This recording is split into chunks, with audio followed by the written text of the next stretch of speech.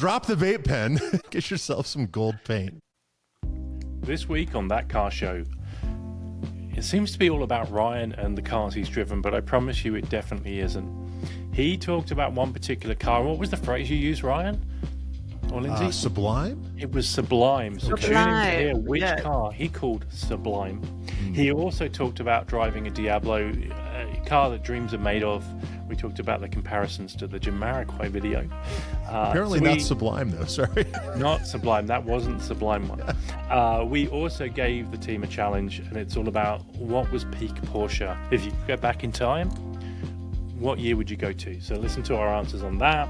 We talk a little bit about how the journalist world, the automotive journalist world, feels like they've been done wrong by the fact that GM are doing away with Apple CarPlay. Is it such a big deal? I don't know. NSX is coming back. We talked a little bit about that. And then finally, plans for SEMA, Land Rover shows, and driving more exotics. All that and a whole lot more on this week's That Car Show. That Car Show is brought to you by Sheffield Watches.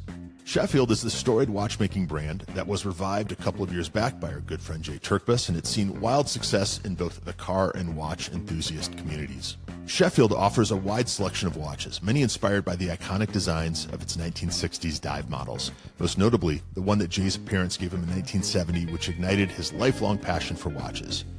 Sheffield watches are high quality, reasonably priced, and a great value. Sheffield has truly become the car guy and car gal's watch of choice. Order your Sheffield watch at SheffieldWatches.com. Give them a follow on the gram at Sheffield_allsport_watches and tell them That Car Show sent you. Welcome to this week's episode of That Car Show, and it's another cruise show. Hey gang, how you doing? Hey. Great, how are you? Guys. Good. I'm going to apologize to our audience straight away because I feel like we're going to be living vicariously through Ryan for this episode. Yeah. He's been up to all sorts of great stuff, and I feel very jealous. But before we do that, I wanted to talk about the new Subaru concepts that have just come out. So it's the Japanese auto show this week. Yep. And they released a couple of concepts, but in particular, have you guys seen the STI-B? Yes. And it looked a bit familiar. It looked very familiar. The first thing is they've done it wrong. They've done the launch wrong. Oh. So it looks like they've chosen World Rally Blue as the color. Okay. And we all know that with World Rally Blue, you have to have gold wheels. True. The other thing, if you look at the back that. of it, No gold wheels. no gold wheels. It's a miss, Subaru. Come on. Have you learnt nothing over the last 25 years of having the STI, WRX, and all that sort of good stuff? There's going to be a lot of vape smoke inhaled in anger today. That's right. Well, that's the opposite of what do they say? Simplify your life by making decisions once. Like that decision was made a long time ago and we all support it. Like, Just why are we is. mixing it up? It's a no-brainer. The car actually looks, I don't know about you guys, but especially from the back, it looks like the Honda Civic Type R took a GR Corolla out on a date after they'd met on Tinder. They went to a cheap hotel, put on some Barry White, and the love child was the B concept STI. Because I can see bits of both car in it. Yeah. Right. It's a little derivative, Very isn't it? distinctly. Yeah. Particularly from the back. Yeah. Yeah, it's interesting. It does say, I think on one of the stickers, it does say it's going to be a boxer engine. Okay. Oh. So I did wonder whether they were going to share engines with other manufacturers that they may have shares in. Interesting. Well, and the- it's a concept, so at this point, it's pie in the sky. Yeah. But yeah. Yeah. In It theory, does look good. I mean, it's a good looking thing. It looks, I'd buy it. futuristic. Yeah, absolutely. The seats What's look amazing. Yeah. Seats. Yeah, but and it's a manual, which is great. That's always good. I mean, they're sticking with it. Got to appreciate that, right? They are saying that it's very look at those close to seats. production in terms of the actual Interesting. product. So Okay. let's keep our fingers crossed. Let's hope they get Yeah. some gold paint in the factory. And we Dan, they say it's the metallics are the best ones to huff. Just saying. What does that mean? I don't know. It sounded really good. I grew up watching Cops, and it was always a metallic paint, right? That was, Yeah. covering the That's faces right. of the Yeah, you got hobos, those so, amazing well, this was before social media, but talk about a picture that would have been made for, or an image that would have been made for social media.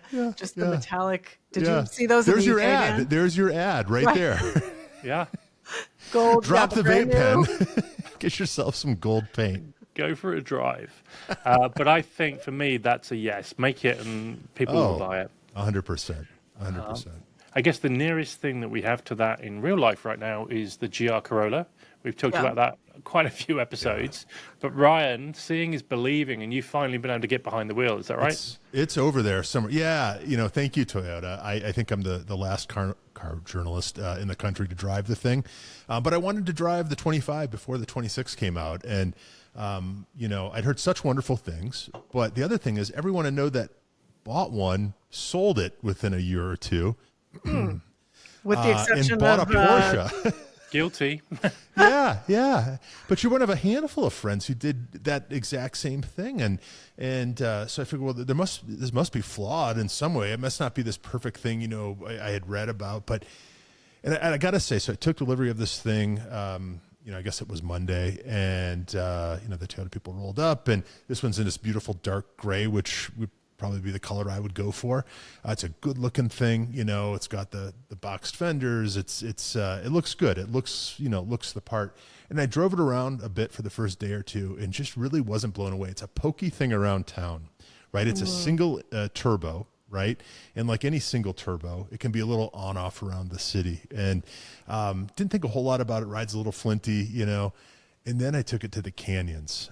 And it's sublime. So it's all-wheel drive. It's this single turbo. It's a manual. It's 300 horsepower, 295 pound-feet of torque. Most of you listening know all this.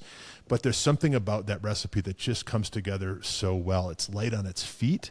It's just, when you're in the canyons, you stay in that power band. You're always up above 4,000 or whatever. The handling is amazing. It corners flat. It's a little sloppy compared to like a Porsche GT car, right? There's a little fat on the bone, but for 55 grand or whatever the sticker is on this thing, I mean, if I were looking for a one car solution where I needed something my 13-year-old could, ride in the back, we could take on a family trip, the seats are great. Toyota has completely revamped their seats. Now Toyota seats are great. They used to sort of bend you into this, C position and terribly uncomfortable. Could never buy a Toyota. Now the seats across, the line are great. But this would be my single car solution because I can take this to the canyons and have that feeling of satisfaction, right? It isn't my GT4, right? It's not going to hit the same limits. You're not going to be carrying the same speed, but it is damn good for what it is. And I'm so glad that I got the chance to drive it like it should be driven, and I will be back because I really enjoyed it. I pulled on some cars with a lot more horsepower in the canyons. It was just, so much so that they came up and said, "Wow, that car can hustle." And I'm sold. I'm high praise. Yeah, high praise. What did you? So you owned one for a year or so, right? Yeah. I mean, it's similar. For 50 grand, brand new, I don't think you can get a better car. I think we talked about it on previous podcasts. The Civic Type R is technically a better car, but it's not as much fun. Yeah, and this car is fun. That car can be fast, as we know, and not be fun. And this car is fast enough, and it is fun. And it's just, I mean, I was laughing. I mean, it brought me joy, right? It's like that house cleaning woman, right? I mean, this thing brought me joy. I'm not going to throw it out. And I'm going to use it every day. It's good. It's very good. You have Marie Kondo'd your garage, your ideal garage, and that would be part of it, or that would be it. Yeah, it'd be an amazing third car for me, honestly. I don't know if I could swing I love that it's the option, like that it would give you the option, like you said. There's not a lot of cars that could be a one-car solution. Yeah. And, and I'll be honest, I was not expecting the word sublime to be used to describe. Neither was I. This is not the car I thought it was going to be. So what did you think leading up, right? What was you looked at the car. What did you think? Yeah. I don't love the way it looks. I think I probably prefer the looks of the Type R, to be honest. I'm probably more, I've owned a Honda. I've never owned a Toyota. I think that Honda still probably has a better, shift linkage and clutch feel and all that. One of the things I struggle a little bit with this car that does sort of fit into the profile or the kind of car I thought it would be is that it's a little, like I said, a little tough to drive around town, right? With the clutch, you get that sort of that chug, chug, chug sometimes if you're not just on it. And just the path of the clutch and all that sometimes makes it a little difficult if you're not on it to sort of get that arc. But I thought it was very much going to be an on-off car, sort of really feel like a tuner car, right? And thought it might not be the complete package. And I thought it would maybe feel a little heavy. I mean, we've all driven, Carrera 2s versus Carrera 4s, or Carrera 2. I mean, that's what is that, 964? But a Carrera S, say, versus a 4S or something, right? Yeah. And you feel that weight in the front end, and it's a different kind of car. Obviously, there's not a rear-wheel drive version of this car, but it didn't carry that weight in the same way. It was very balanced. I played around a little bit with the track setting and all that. Honestly, I think I prefer driving with the 50-50 split. Maybe that's just how I started pushing it, but and I was on it. I mean, I was on it, and it was good. And like I said, a much more finished car, I think, than what I was expecting. Dan and Lindsey, would you ever consider one? I would love to drive one first. I feel like have to make an informed decision, obviously. And, I'll never turn down the chance to drive something new, but I love the idea that it has a functional back seat because I could take my whole family. And it sounds like even the dogs. So, that's a big selling point for me. Like I've said before, that's one of the things that I really love about the X3 is like with it being a manual, in a lot of ways, it's the best of both worlds because it's still an engaging driving experience, but I know I can take everybody in it. Yes. So I would definitely consider it. What about the noises, Ryan? Did you, the first time you heard it do the dump valve thing? Yes. I think I texted you right away. Did. This is so cool. I almost wish it were a little louder, right? Yeah. That said, I had to turn the car off in car line at my daughter's school because it was a little, I don't know, it was a little boy racer, right? Amongst the Volvos. Was this your request or her request? She didn't want me to pick her up in the car. I did not get that request. She's cool with a Porsche, but but I think the other kids know what that is, right? Yeah. I think this doesn't seem as special, right? No one really batted an eye, but I do love the way it sounds. I wish the red line was a little higher. I wish there was a little more sound in the cabin. I do love the blow off valve sounds. I mean, that's that's good stuff. I mean, and I now know why these kids in town and their whatever WRXs that are tuned, or these guys in their diesel pickup trucks are making these sounds constantly because it's fun.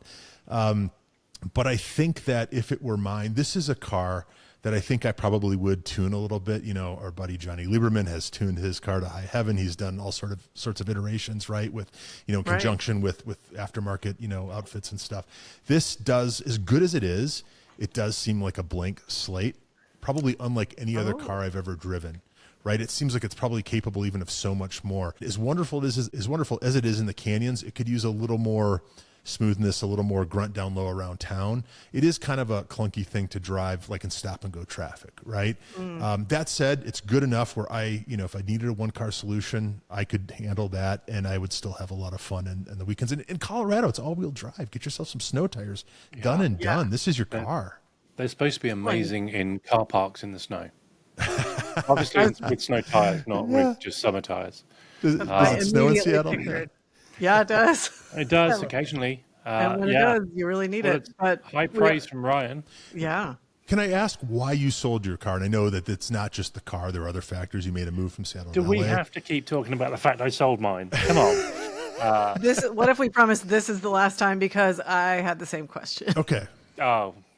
Well, it was logistics. Mm-hmm. Like, I was moving down 2 states. Yeah. I had a truck full of stuff to take down. I had the Audi. I was going to be moving to LA, it's probably not a great car for LA. I mean, I know it's not, right? That's the traffic that you get in LA. That's it. Yeah. It would be a great weekend car in LA. Yes. Yeah. It's probably the one car I've owned that I still think about quite regularly. And it was, for me, it used to give me a little adrenaline rush sometimes. Yeah. Just an injection of adrenaline. It was, That's you drive it like an asshole. Like, I mean, you just do, right? I mean, it godes you on to push it and to make noises and to, digging deep in, around the corners and city streets and all this. I mean, it's just, it really pushes you to, I don't know, to push it. you know? Do we now have descriptions per car, right? So last week it was, if you're driving the Mustang GT, you're a dickhead. If you're driving the Corolla, you're an asshole. What are you in the Porsche GT4? Yeah, that's. I think we're developing a new scale, and it's going to be an organic development. It'll be a living document, as they say. Yeah. We'll see what happens. It's a great car, guys. I really would encourage anyone to go drive one, but make sure you take it out of the city, right? If you take it on a test drive, go and take it on a back road. If you live somewhere where your commute is on some twisty roads, this is your car, right? This is not a stop and go traffic car because it's a little frustrating, Yeah. Brakes are amazing. Yep. The brakes are fantastic. And to see good. slotted rotors from the factory, that's kind of cool, right? How many miles did it have on it? Because the other thing for you, right, is the brakes were amazing, but it was a press car. Yes. Yeah, it had about 5,900 miles when I got it. I've got about 6,100 on it now. In the first corner and the first canyon, when I laid into the brakes and I felt that shove back, I was really impressed. You both know this. You both have, variations of the car. I do, the Porsche, where the brakes are wonderful, but you got to get into them, right? Yeah. And this car was a little more on off, and I don't know what's better, but it was different and gave me all the confidence in the world. It's a neat thing. I just every kid in a tuned WRX, gives you a nod. You get kid respect. You got kid respect. I need more of that. That is worth its weight in gold, and then you can throw out the hello, fellow kids. Yeah, and then they see the white beard, right? But just in closing, a wonderful car, worth every penny. A wonderful, only car solution for just about anyone, unless you are really in stop and go traffic somewhere. Yeah. This is hard to beat. What else would you spend your $55,000 on? Right, on a new car. Yeah. Well, and Dan, I mean, to Ryan's point, like you took yours on several road trips, right? Yeah. And it was comfortable, and you had fun, and. Yeah, I drove the Civic Type R, which I think is really the only. I love Subaru, but I don't think the WRX TR is a competitor to it because I don't think it has enough horsepower. That's it. So I think it's the Civic Type R and you're going front wheel drive, or the GR Corolla and you're going all wheel drive. But it's serious versus fun, and I always went for fun. Well, and this is, I think, the one case where the all-wheel drive might be the more fun car, right? Right. Yeah. So Yeah, you don't hear that very often. Well, and I think hard to beat. Has there been, like Ryan, you mentioned, it was encouraging you to sort of take like even neighborhood roads safely, of course, but like take corners, more spiritedly than you might in another car. Yeah. Has there been another sort of sleeper car or a car that you guys weren't expecting to feel that way in? Sure. That you caught, like in the moment, you were like, oh, I want to kind of be a little more spirited. Like, has there been another car that has made you feel that way? I think the only car that I can kind of draw a parallel to is the AMG, the CLA. Is it the 53 or the 55? It's whatever the top CLA. And the CLA is a car that in lower trims isn't too impressive. And I didn't have high hopes, but I enjoyed driving that more than the larger AMGs, short of like the GT, right? That was another car that made me feel like a also. Yeah, Cahoon, I think we have another notch on the scale. Hey guys, to be in a car, sorry, there's the last thing I'll say, but this car's got me kind of excited. It's a neat car. Not all cars you drive or get to drive are like this, right? This car really has made an impression on me. In the fact that you can actually shift. Our Porsches, you can take first gear to 58 miles an hour or something. This is a car in town. I'm not just in first and second gear all the time, and that's kind of fun too. Yeah, that is nice. Very good. Well, we talked last week about that coffee shop I discovered down in Malibu. Yeah. I'm gutted because I didn't go this week. And guess what was down there? There was a Zinger just parked outside the coffee shop, and also a Tuttle 911K. Really? Yeah. So you talk about LA cars and special cars. Like you don't see those anywhere, let alone a coffee shop. Yeah. Yeah, that's a 2-car solution. Yeah, it is indeed. So anyway, I need to get back there. I'm heading to SEMA this week, but I need to get back to that coffee shop and see what else is going to be there. I saw the pictures over from the weekend, and I thought, oh, I really hope Dan was there because I want to hear what it was like. Yeah, I wasn't. But it was interesting because also I saw that Larry Chen has just recently driven a Zinger. I saw wonder that if too. it was Larry. Could be. Could have been because it was the same one. Yeah. Okay. Yeah. Well, good on. Or another automotive journalist. So Yeah. Yeah. He was posting some Zinger content too, if I'm Right. not mistaken. So. we will have to investigate. Yeah. Without making this all about Ryan, you went from one extreme to another because you went from a modern day, I guess, hot hatch to an old school Lamborghini. How was that? So I just submitted the article to Autoblog tonight. So hopefully by the time you are hearing this, the article will be will have posted as well. So this is a 1991 Diablo. So the second year I think it was of the Diablo. And for those in the know, apparently this is the one you want because it's early. You know, later they had more power, all-wheel drive, and all this. But this is an early car. No electronic nannies. You know, it's got those big 335 series tires in the back. You know, that look like rolling barrels. It is. So I don't want to give away too much of the article, but I likened it to what I call a cigarette boat, right? All fiberglass and horsepower. And it really is that, build quality wasn't what it is now at Lamborghini, right? We were driving in the analog clock in the dash decided to fly out upon acceleration. I mean, it's little things like that. But if you look past that stuff, it is a hell of a thing because as much as I love the Corolla GR, there is no power down low, right? To get in a car where all the power is down low, right? And then it just goes and goes and goes right up to redline. It's a great feeling. It's what all cars kind of used to feel like, right? In a way, obviously not like a Diablo, but all cars used to have a V6 or a V8 and they were just so much more tractable around town. Now this car I barely fit in. Actually, I fit okay. I'll take that back. I fit in okay. I had plenty of headroom, had the seat all the way back. You sit in, and I don't know if you've driven a Diablo, either of you, but not yet. The shoulder belt and the lap belt are two different pieces. And so the shoulder belt you attach up by your shoulder, and then the lap belt is like a standard lap belt, but you bring it from the center to the outside, and then you're presented with not one but two receivers. And I don't know why there are two places to plug this lap belt, and I have no idea because they're about 2 inches from one another. So I don't know if it's like you let a little out at the waist after Thanksgiving or what that option is there for. That was odd, and the car is just filled with little peculiarities like that, right? Like why in the hell did they do it this way, right?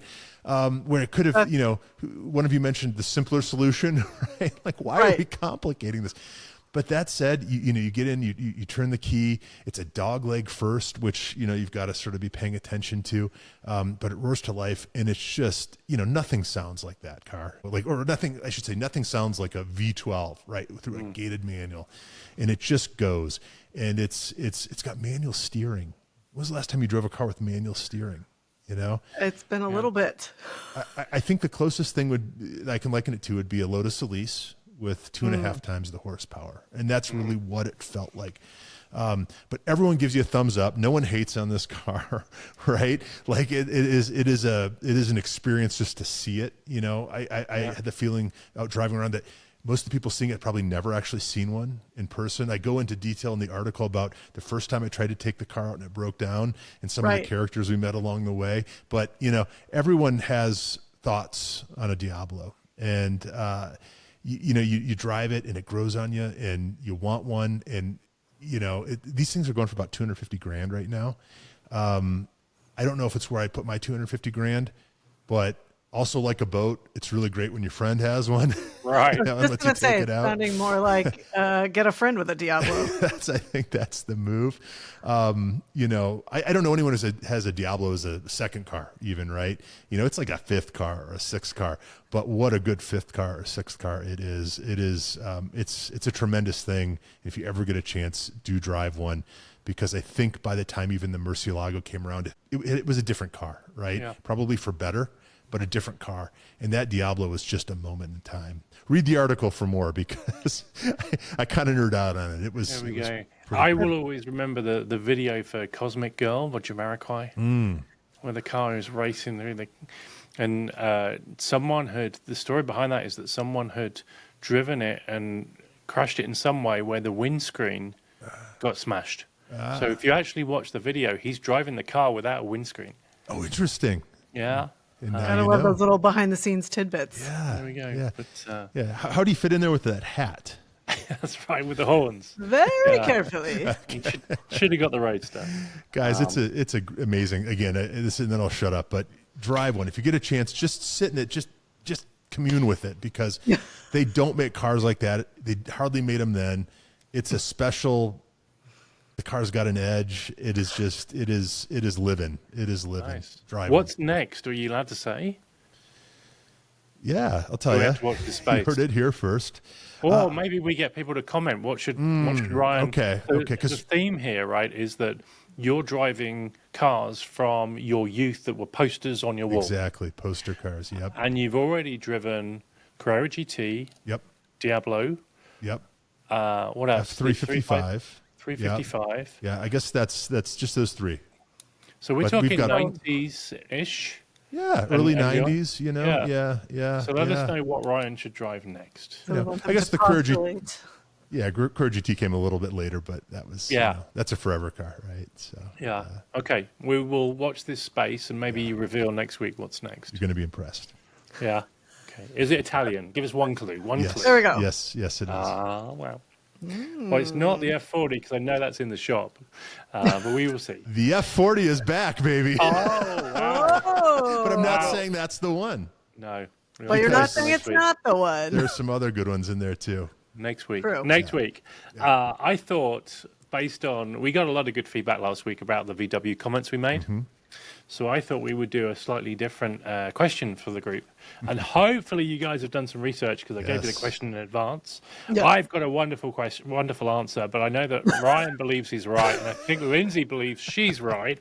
I Let me mean, give you I the obviously question. am. Yeah. Someone else go Obviously. first, though. I've done way too much talking. Oh, so let me give you the question and then we can discuss.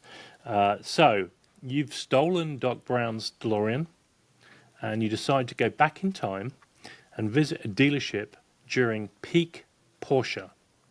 So we're talking the best time to buy a Porsche. What year do you set the clock and why? And what is your justification for that year? So Lindsay, do you want to go first? Dun dun dun. Yes, Do and you I go like vintage? Do you go I newer? like that this scenario little thought experiment starts off with some light automotive crime with an icon You've in stolen both something, yeah. Hollywood and cars. I really appreciate it. And so the year that I'm setting the clock to is 1973. Because I would like to go back and see the 2.7 liter RS There you go. in dealership because I don't know what it was like at the time when that car came out. I think most of us would agree that if you had to pick like the Porsche, that is one of the top contenders. Yep. So I think it'd be really fascinating to see that in the moment it was introduced and kind of see it in real time, yeah. knowing the sort of legend. I don't know if legend is the right word, but knowing how it is thought of today and how revered it is, I think it'd be really interesting to sort of see where that started. Yeah. Does Doc Brown's car have a trailer hitch? It does now. He's very clever.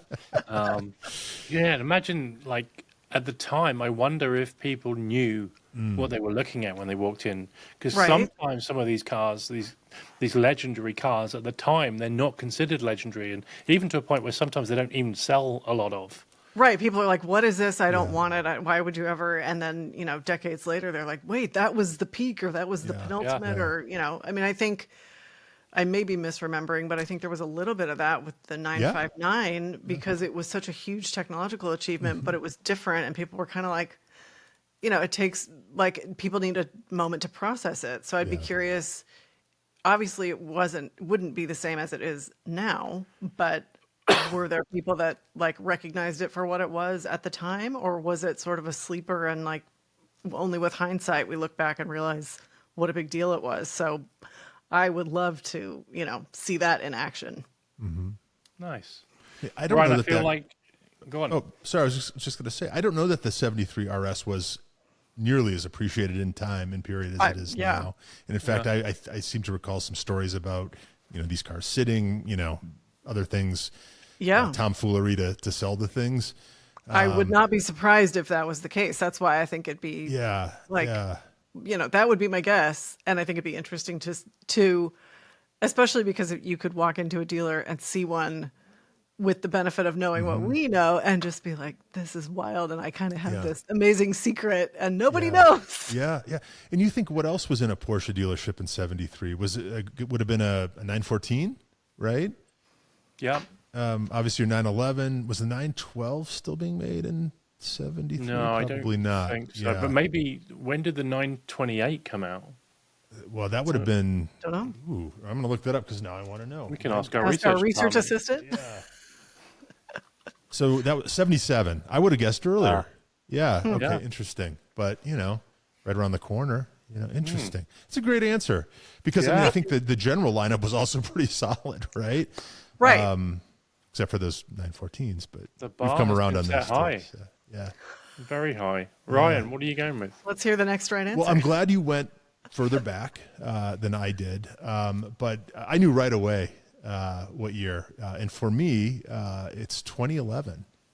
Really? Because think about 2011. So 2011, if you know your Porsche history, was sort of in the end of the 997, and you were right in the middle of the point twos, right, the dot twos, and I'm really realizing that those are really my favorite modern Porsches.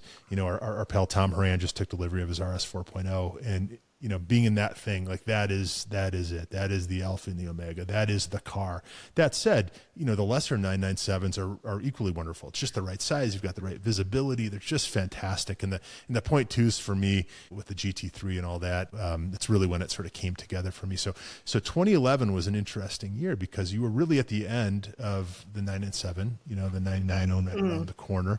But you had some wonderful models outside of that GT3 4.0 because you had the Turbo S that was just made, I think, for 2011 and 2012, which is an exceptional thing. And I think buy one now because those are only going to go up and up and up. The GTS, we often forget about the GTS, the 997.2 911 GTS. That was a neat car, had the center lock wheels. I think it had 385 horse. No, that was the standard. I think it had close to 400 horsepower. That was a really, really cool car too. You could get a 4, you could get a cab. That was another one. Also the GT2 RS. I believe that was right about that time. I may be off a couple years. We talked about those Volkswagen things. It was overwhelmingly positive, but we also had a lot of people correcting us. Oh, well, that car came out 1 year before, 1 year after. So, right. But that was at the, in the mix at the time for sure. But that was it for me. That was the first year of the second gen Cayenne as well. 2011 is when that was introduced. You could get a diesel, right? That was a great year for Porsche, right? And so 2011 for me. If I could do a George Costanza and make a bed under John Deisty's Basque, just soak all that 2011 in for a day or two, right. I'd do it because I keep coming back to that time. Those are my favorite modern Porsches. And it's not like Volkswagen. It's not like we've really fallen. I just think we were really, really focused in 2011. Nice. So well, that's and like my you answer. said, that would have been like, I wonder how many other times in the history of the company there were so many models at the same time that would have held your interest, given that it's our, like what's interesting for us. Yeah. That'd be interesting to know. That's it for me for sure. So, all right, Dan. Well, initially I was going to go for 1995 because I was actually doing an internship at Porsche at the time in the UK. And we launched the Turbo and the 4S at the same time. But I've not gone for that. I want to take you further back. Okay. And it's around 1986, 87. Okay. You are walking into the dealership. You get hit by a big wave of cologne. Like someone's wearing like Noir. Old Spice or something, right? With the slick back sales guy. Sure. You walk in. Was he sniffing a little bit? Is that It could be. He's got white yeah, powder coming from his nose. Right. I appreciate that you're setting the stage with so much detail. It's Trying to like make everyone good remember stage. what right. it was It's like smell-o-vision. Yeah. so to speak. You are looking like Joey from Friends. You're wearing your Porsche hat, your Porsche jacket, everything that says I own a Porsche, even though you don't own a Porsche. You've got the world's biggest telephone. So you're walking in with a mobile phone that is bigger than a brick. Yeah. And Early adopter. you're not having to worry about ADM. This is way before everyone even thought about, hey, Right. we can con people out of even more money. Uh-huh. So there's no ADM on any of the cars. Well, they were struggling a little bit even, right? Yeah. So you walk could into the get a middle of the deal. showroom, and you see the 911 turbo convertible. And it's just in Guards red. You know, there weren't multiple colors. You pretty much had like 5 colors to pick from. And there it is, like, and it's on a turntable and it's kind of going around. Fuchs wheels? Are we talking Fuchs wheels? What Fuchs are we talking? alloys. BBS? Okay. Fuchs yeah. alloys, you know, dark dark convertible cover and the big wing on the back, the whale tail. You remember the whale tail? And then you realize you can't afford it. But what you do walk away with is you walk away with a brochure. Back then, brochures were amazing. Like, you would get these brochures that had so much love and attention gone into them, and they would give them out if you were lucky. Yeah. So you could get this brochure of the car, and you'd walk away, and you're like, hey, I don't own the car, but I've just had a great experience. And then you have one more piece of memorabilia where you're like, obviously, I've been to the dealership because I have this. Yes. That's a good year, Dan. I thought maybe you were going to say you walk away at a 944 of some variety. Maybe, you can't afford it. That so was you your go for consolation. Or the 928. You've just bought the 928. It's been traded in. That's right. That would have had a sticker price even higher, maybe than that. I don't know. I have to look that up, but yeah, that was, you know, we talk about, you know, what cars mean and what they symbolize, and you know, and you know, aspirational cars and all that, and you know, I think for a lot of us that would have been the car that really was on our radar or on our wall. You know, that was definitely Wall Street Bro. You know, what was the movie with Wall Street? It was Wall Street, but I mean, there was it was that literally Wall aesthetic, you know, you set it up, right? Yeah, you know, shiny suits and, you know, and all that. And, you know, I've told this story before. We had a neighbor that, it wasn't a convertible, but he had a turbo right at about that same time, black, silver BBS wheels, seemed to have more than one girlfriend. And, What? you know, he was swinging bachelor for sure. And, you know, we were driving minivans or whatever at the time, and you know, that car was just in such contrast to what we were driving, what most people were driving in my town. I mean, that guy, you know, he had it figured out, and that I think that's when those cars really, the people maybe that were driving those cars really changed from, you know, who had driven Porsches historically, right? Yeah. That was a time of transition for Porsche for sure. And I would argue that we've continued to almost sort of carry that, that in that same direction, in a way. Was that Gordon Gekko? Gordon Gekko. I was like, he had the best name, but I couldn't think of who it was. I had to check as well, because I remember that there was a Porsche in Weird Science. Did you guys ever see Weird Science?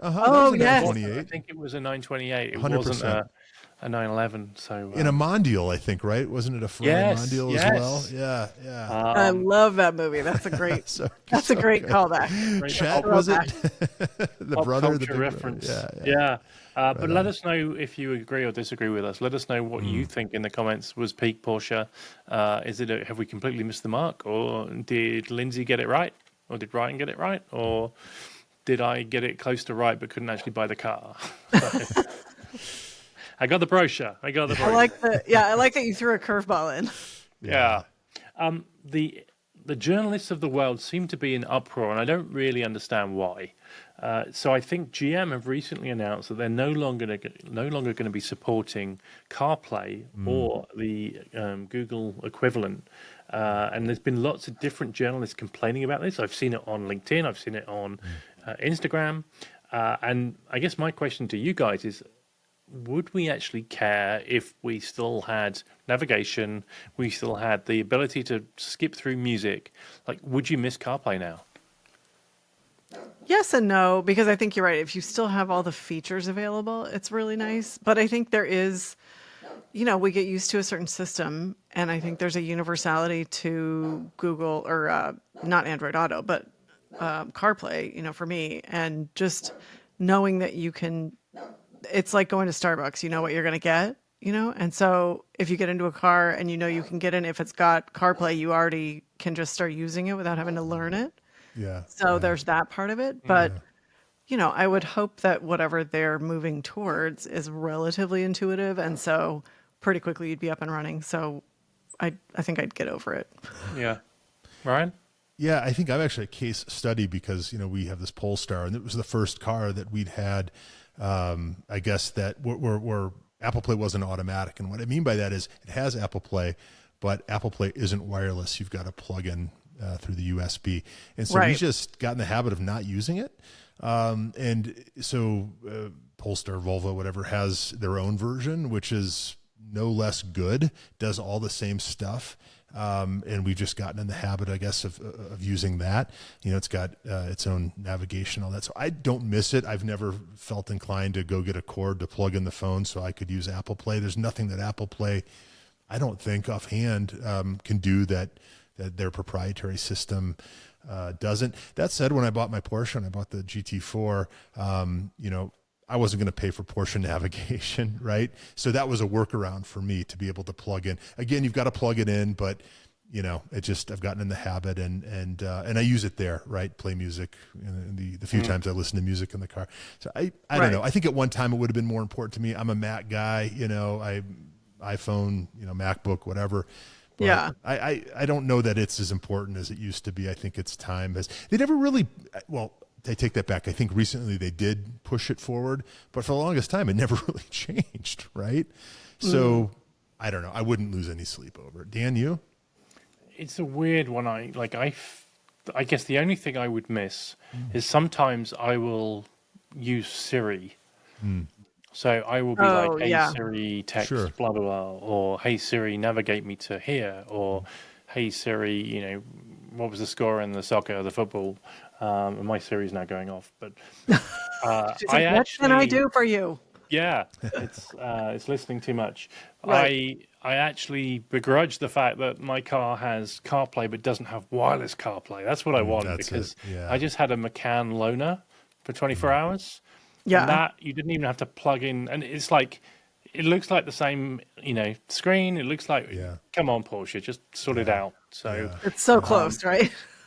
Yeah, but I think as long as I had my music and as long as I had clear navigation, I don't care what platform it is. Yeah, I think. Well, and so I saw that they were discontinuing it, but I haven't seen the comments. Can you share what some of the complaints were with the people that were upset about it going away? I would have to go dig them up. But I imagine it's something along the lines of, what does it cost? Why not just keep it going, right? I mean, what is this, pennies or, it's something we've always used, or I think the argument for probably a lot of people is that generally it's going to work, right? And like you said, or like Dan was saying, the interface with your phone is pretty handy, to being able to use Siri. But I think, my guess would be it's data driven because I used to work for a company that was providing the our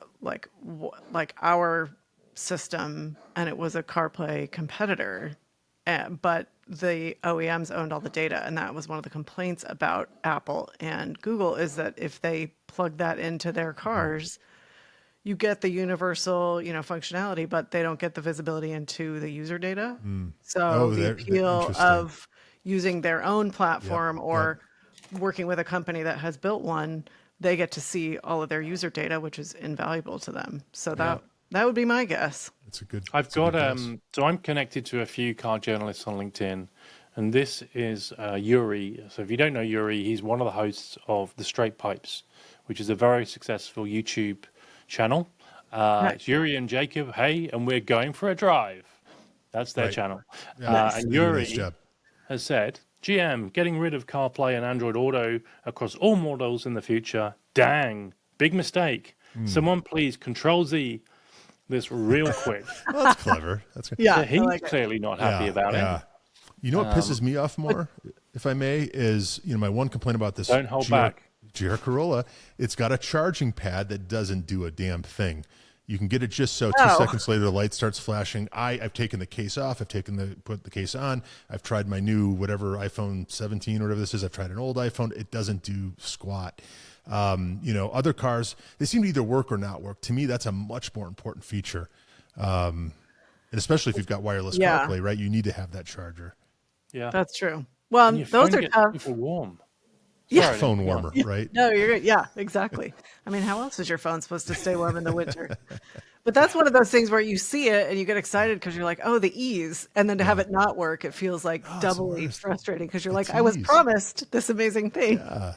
And now not only is it here, but it doesn't work. And there are plenty of cars that do it just fine. You can throw that phone on however, and it charges. And others, you got to get it just right. In fact, I got so frustrated, I went into the GR forums, which I know is not where you want to go for 1,000 reasons, right? And the solution seems to be take some foam core. In fact, you could download a template. You take this foam core and you fit it in this tray, and it holds your phone in just the precise position to charge. So it's a position thing, I guess. But I don't want a piece of foam core in the middle of my car. I mean, come on. Like, I love that there's a solution, but it's like, that cheapens it a little bit. Janky is the word. Yeah. I love the fact that Ryan was so frustrated by this. He went onto the GR forums. For a car that he's going to have for a week. Yeah. But that tells you how bad it was. Yeah. Or how frustrating. You've had this car how long? I may not give this one back, but I've had it for 3 days. Now we know. That's why he's on the forum. On the GR Corolla My driveway has a gate. Come get me, Toyota. I like this thing. I like it a lot, except for that. He's like, before I decide whether I'm returning the keys or not, or attempting to keep them, let me see if I can fix this charging pad thing. And now that I have, oops, can't find the keys. That said, it would stop me from your buying. phone is always out of charge. Just buy a damn cable. I know. I like the sleek look intended by the designers. Thank you. There we go. You don't want to spoil their aesthetics. Yeah, I'm not an Uber driver, at least not yet. So I think we should probably mention very briefly that last week we announced a competition. That's right. And you could win another Sheffield watch. Mm-hmm. We're not going to tell you how on this episode, but if you listen to last week's episode, we were very clear on how you could win it. We've already had some good entries, so thank you to everyone that's given us. And it's people that we don't know, and they're amazing comments, so thank you very much. That's right. You. The competition is heating up, too. I think you just sort of led on to how to do it, but it's simple. Let's say that. Yeah. It was a good hint. Like, what is Ryan going to be driving next? It was a solid hint, but you got to go listen to the episode. Yeah, listen to last week's episode, and the best of luck in entering the competition. Yes. The episode was called Milking It, and we are milking it. There you go. Funny. That Car Show is proud to partner with Drake Motorcars. Drake Motorcars is Denver's premier destination for exactly the kinds of vehicles that we like here at That Car Show. Think Velocity Broncos, Audi RS6s, Acura NSXs, and air-cooled Porsches. You can see their complete and constantly changing inventory at DrakeMotorcars.com and check out their amazing online reviews from all across the country. But our friends at Drake need your specialty car too. A sign of a good business is when there are more customers than inventory. So reach out to Drake too if you've got a great enthusiast car that just doesn't get driven like it used to. Find out more at DrakeMotorcars.com and let them know you heard about them on That Car Show. The NSX is coming back, and I don't mean the new old NSX. I mean the original, the one that was worked on by Senna, and it's coming back via Pininfarina, which is a bit weird because I don't know. Did Pininfarina design the original NSX? I've never heard that. But I do not think so, but I could be corrected. And a company called Jazz Motorsport. Okay. And they're going to use existing chassis. So this is a common trick. Singer do it. The guys at HWA, the folks that do Mercedes, essentially, if you're using an old chassis, you get to use the VIN from that chassis. So technically, it's not a new car. Technically, you don't have to crush it. You don't have to put it through safety tests. You know, you're already kind of starting ahead of the game, if you will. But they're going to put carbon fiber bodies of the NSX body on top of these old chassis. Is that something that appeals? What's the price point? Yeah, I can't see them being less than 500,000. I know, and at that price, no, Yeah. not really. Not really. Did they make? I mean, we talk about Singer and how they're going to vacuum up all the 964s, but they did make a lot of 964s, even though they made relatively few 964s, versus all of 911 production. But what are we talking with NSX numbers? Because I never, I don't remember seeing a ton of NSXs back in the day. Some more NSXs at Car Week this year than I had up to that point in my life. I wonder how big that pool is. Obviously, they're not going to go through too many of them, but you can still get a good NSX, right, for $100,000, maybe a little bit less, Around 100 grand. Yeah. So the coupes, so they started in the 90s. The coupes 1990 in the to be 90s, exact, yeah. 1990. Yep. They made about 9,000. 9,000. They then went to the Targa mid-90s, Okay. and they made 8,500. And then there were like special editions like the Type R, which were very much less than 500 each time. Yeah. So there's I guess there's 15,000 chassis out there. Yeah, they made them for a long time. Potentially, for the ones that have survived to this date. Yeah. So carbon bodies, I assume there's some meddling with the motors and transmission and suspension. Modernizing the V6. Okay. Yeah. I'm sure they're wonderful, but again, we've talked about this before. If you've got $500,000 to spend, right? Is that where you're going to put it? On? Yeah. Well, I feel like that would be like a fifth car, maybe, or maybe I just need to be friends with someone who has it as a fifth or sixth car. Yeah. I love the NSX, the original NSX. The newer one didn't really hit me until about the Type S or whatever late in the game.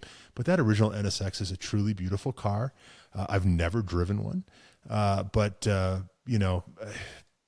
of a sudden they just are really, really appealing to me. Right, just at the same time, right? Like the prices are going up, but they're wonderful. I do wonder if I'd want more power, but it's not nothing. Just a sign that you have good taste, horsepower. right? That's it. That's try. Yeah. I don't know. I would almost rather have just a really good original and then money for other cars or something. Yeah, that's what I'm leaning towards too. I got to sit in an original, and it was really cool, and they're very unique. Obviously, if you've gotten to get up close, that. So I would love to drive one, but I think if I was in the market for one, I would be looking for just a good example of an original. Yeah, I'm with you. I sat in there's a really limited edition Type R, and it wasn't available in North America. I think it was only available in Europe and Japan. But the two things that struck me with that is the seating position was too high. So you couldn't, even someone who's maybe, half a foot, someone shorter than me wouldn't be able to drive it with a helmet on. Okay. Okay. The seating position was just too high. And was it a different seating position than just the regular ones? Okay. Yeah, it's like a proper sports seat, like a proper race seat. Like a fixed. Okay. Yeah. It has the smallest gear knob of any car I've ever seen. So I challenge anyone to show me a smaller gear knob than the NSX. Insert Type jokes Here's here. our next contest. Yeah. Which was amazing. You could almost just use two fingers and pincer the gear level. It was not. It was not conducive to, proper shifting. Interesting. Okay. Yeah. No more So many inside jokes. jokes on that So one. little There's not We enough better time. just let this one go. Yep. Yeah. Yeah. It needed. Needed car Viagra. Moving swiftly on. That car show is not sponsored by there's so Bluetooth, but many we are jokes open on to the tip of my- discussions. Yes. Yeah. Well, I was thinking if we can get a few more sponsors, and we're obviously very grateful for the sponsors we have, Yeah. but maybe we could buy a group GR Corolla and pool it like between this. them. We'll keep it in LA, let's say, because that's geographically the nearest from Right. Seattle, from Denver, and from Right. Orange County. Right. When you look at critical mass, that's the most central. And we're happy to wrap it in a Blue Chew livery should they be interested. There we go. Right. Yeah. Yeah. So let us know if you want to sponsor us and help us get closer to a company car. This sort of lozenge shaped. A question for you: if we were to do that, what would the vanity plate read? Depends on the sponsor, doesn't it? Yeah. Yeah, because you can get. They did a limited. Like Johnny's got one. The Yeah. blue is really limited edition. Oh, It was okay. only available in 1 or 2 years. I see. I want to say it and was just the first year. Yeah, and it was a refresh back to. They did it on the normal Corolla for like 1 year. Okay. So you could do that and then have Blue Chew, There you BLUCHEW. go. Yeah, that fits. Yeah. Yeah. Yeah. Our phone lines are open. I think you've got more letters and numbers in California. We've only got 6. Yeah, here we have in- 7 in California. Yeah, it makes it a little tougher, but Is that also because people symmetrical. can't read as well in Denver? They're all high. the words The are vision's a hard. little blurry. They're like, listen, the comprehension cutoff is 6. We're capping it. Otherwise, they're going to be too overwhelmed. Yeah. I'm just that? grateful Well, when I see a license plate on a car in Colorado, and if you live here, you know exactly what I mean. So. Yeah. What's that Instagram account? Is it Plates of Destiny or Oh, urban_plates, I think. Urban I _plates? like Plates of Check. Destiny better. Yeah. Perhaps we should set up Plates of Destiny. Sounds like a Mormon thing. Comes with a magic wand and its own spaceship. And once you reach a certain Potter. level, you get a robe. Oh, shoot. Harry Potter and the Plates of Destiny. There we go. Harry learns to drive. That's the unpublished secret sequel or whatever. Yeah. It's the new J.K. Rowling book. Harry works what, on a plate. what have you guys got coming up? Can you share anything? Sure. Ryan, what do Lindsey, you? I'm looking forward to the LA Auto Show, which is going to be here before we know it. I'm looking forward to getting your impressions of SEMA. I have not been but once, and that was a couple of years ago. It was overwhelming. If you're really, really lucky, you can take the Boring Company's underground Tesla. That's train, right. whatever you call it. Yeah. It's super exciting. There's a reason they call it the Boring Company, but there's that. And I'm just curious to get your take, because there are halls and halls of dent pulling equipment and, Clamps. terrible chrome wheels and, polishing machines. And so You name it. make sure you get a map, because you want to go to the right places. Unless you're into that kind of thing, you want to see like the new cars, you want to see the concepts, you want to see, And the stuff. builds, the like builds, crazy yeah. SEMA builds. That's it. Yeah. Is there a Tory VW in there? No, not this year. Not this year. There we But go. his legacy carries through. Right, exactly. I mean, I feel like there's the spirit of Tori's builds will be at all these events. Yeah. Hopefully, he's inspiring other builds. Hopefully, but yeah. So Dan, do you know what you're going to be doing there? I haven't been either, and I'm really curious to hear what you think. I don't know. I'm very grateful to the folks. They've given me a media pass. So, Nice. because they changed the model a couple of years ago. So it used to be that you had to be in the industry to go. Right. And now they've changed the model, so there's one day that's open to the public, and they do a nice festival and live bands and all that sort of good stuff. But I don't think I'm going to be around for that, because I think that's the Friday and that's the day I drive back from Vegas. It'll be fun. but- You'll have a great Yeah, time. I'm looking forward to it. Yeah. Seeing lots of friends, making connections. Already had a few party invites, so Nice. it's all about networking and having a little bit of fun. Right. So it And that's the should way be- to do it. What are you? Yeah. So what are you most looking forward to?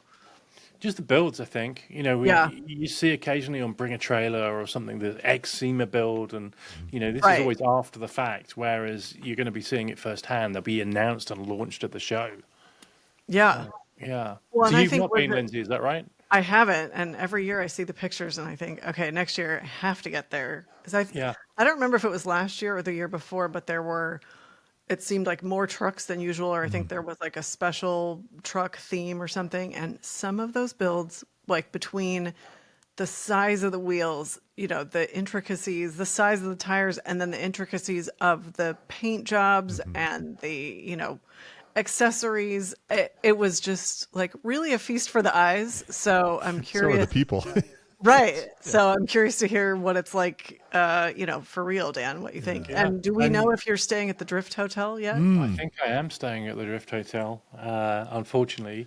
I'll be driving there and back in a brand new F-150 Tremor. Oh, really? So I will let you guys know, fit Lindsay, right that's in. the car of the Pacific Northwest, maybe? Or, Right. It's Certainly the affinity you a have. potential dream car for me. So I'm curious to hear what you Yeah. think. Yeah. All I'm right. very Well, you be big fan. careful, Dan. Yeah. Yeah. That's, Have This all is the the fun recipe and for then a marvelous time or yeah. absolute It's, nightmare. yeah, big thank you to Ford for Yeah, for that's lending me awesome. the car. I'm jealous. That's, very kind of them. And yeah, I'll let you know opinions. And yeah, I'm excited to, because this is like one down from the Raptor, but it's Yeah. also off-road worthy in Yeah. terms of, it's not, one of the builds that they have that is kind of less, is more on-road. This is off-road, so Right. it's going to be exciting. Yeah, it'll be Were you fun. going to be able to get out into the desert at all? Maybe before. We'll see. And Lindsay, what are you up to?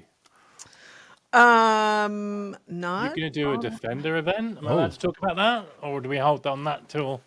Yes, I will be doing a Defender event, so stay tuned for stories. I would anticipate there's going to be some more off-roading, which I love, and the Defenders are just oh so capable of doing. And yeah, so I'm looking forward to sharing that with you guys. That'll be fun since the driving season here seems to there may be a sunny day here and there, but at least last weekend was not conducive for going for drives. So it is Getting what that it way is. here too. What's the name of the event? Because there's a band playing, isn't there? Quite a cool band. They have bands like throughout the event, so it's called Destination Defender. Nice. And it's put on by Jaguar Land Rover as a celebration of the Defender. What is interesting is they're slowly wearing you down to buy one. It's a very Maybe slow not process. not even so slowly. Yeah. It's like eventually we keep inviting her to these events. She'll buy one. I'm sure she Right? will. Yeah. Like it's a matter of time. Trust me. Well, have fun. That'll be great. Thanks. Yeah. Yeah, I'm really looking forward to it. Yeah, it's the car that like you see on the road and you kind of want it, don't you? Yeah. They're just beautiful and they look like they go anywhere.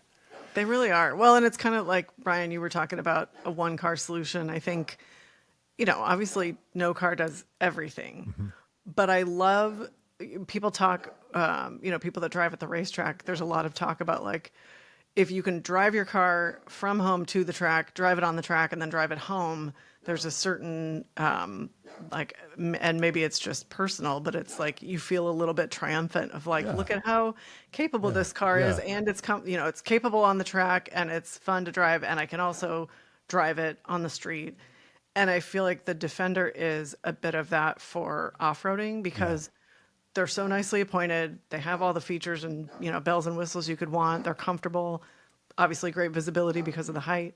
So you can drive them to the trailhead, tear up the trails, and then drive them home in comfort. And I feel like that's not all cars can do that. And that's one of my favorite parts about them, especially because they are so capable off-road too. So Yeah. Big Kudos fans to of Land Rover. Rovers here on that car show. Yeah. Sorry, Dan. Land Rover. I was We doing like this Land other way around, Rovers. kudos to them because they're putting on a set of experiences which is very different to any other car company, right? To have this kind of festival, that's not Right. really. It looks like Sarah Price will be there. So Sarah, we worked with that's at Delfish. amazing. Well, So, because she is driving one of the Land Rover sponsored Defenders in the Dakar Rally. Yeah, Right on. very good.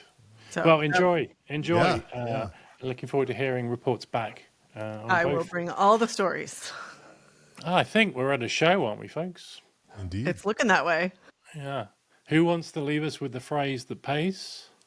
Dun, dun, dun. Ryan's pointing, but I think we may all be, it's like Zoom where He's not pointing at me, is he? Well, there's only one person who does this right. That's true. It's turned it into an art. Yeah. well, thank you both. Yes. Well, thank you so much for joining us. We're That Car Show. And remember, always be driving, and we'll see you next week.